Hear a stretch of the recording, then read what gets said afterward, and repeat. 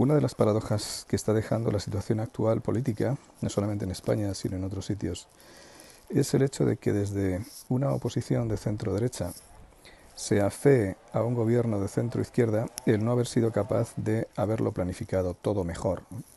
y haberlo ejecutado todo mejor. En análisis de políticas públicas suele hablarse de un modelo de política pública, es decir, una de las situaciones en las que un decisor público puede encontrarse a la hora de ejecutar y diseñar una política pública, como de racionalidad radical. Un modelo de racionalidad radical en la elaboración de una política pública sería aquel en el que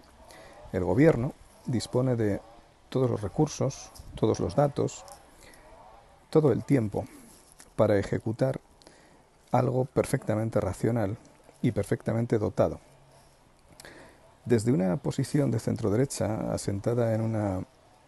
percepción liberal conservadora de la vida pública, lo cierto es que ese es un modelo que conviene descartar,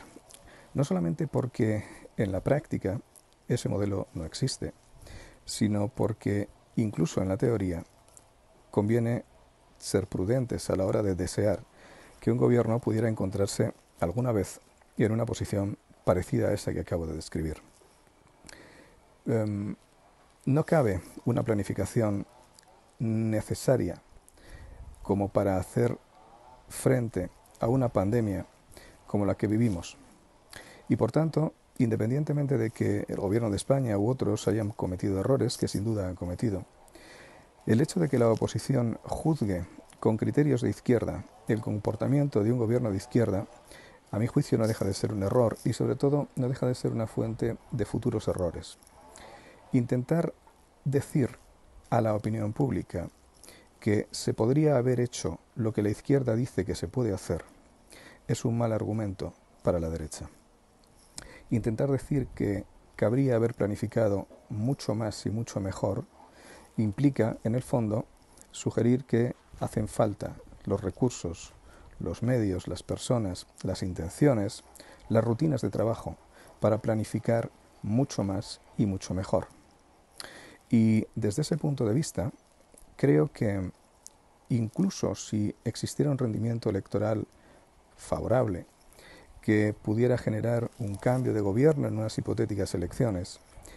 la semilla que se habría puesto en este terreno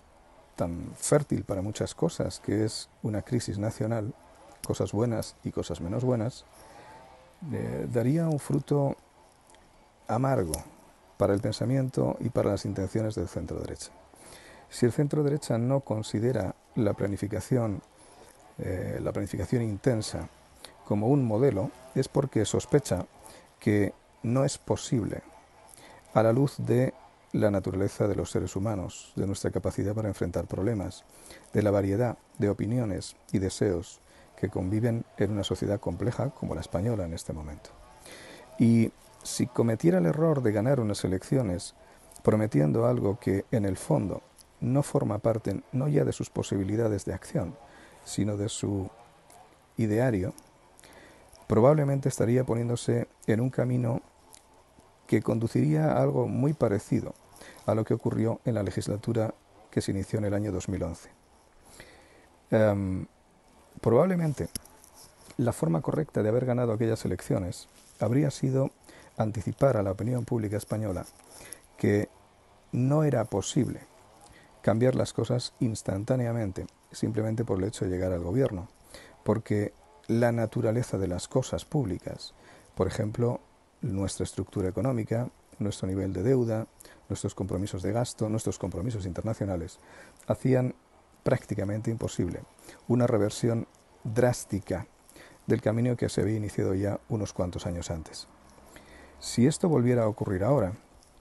y dentro de un tiempo breve, el Partido Popular, por ejemplo, estuviera en el gobierno y estuviera, después de haber asentado la idea de que cabría haber evitado muchas de las cosas que probablemente no eran evitables, otras probablemente sí lo eran,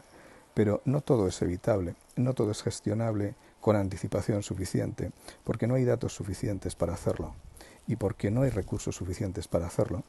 porque la vida pública es mucho más azarosa y por eso las instituciones son importantes y por eso la prudencia es importante y por eso la moderación es importante, como lo es también la capacidad de entenderse, de aprender, de evolucionar. Si todo eso, insisto, estuviera fuera de sus cálculos, probablemente se abocaría a sí mismo a un gobierno breve, decepcionante y, en último término, fracasado.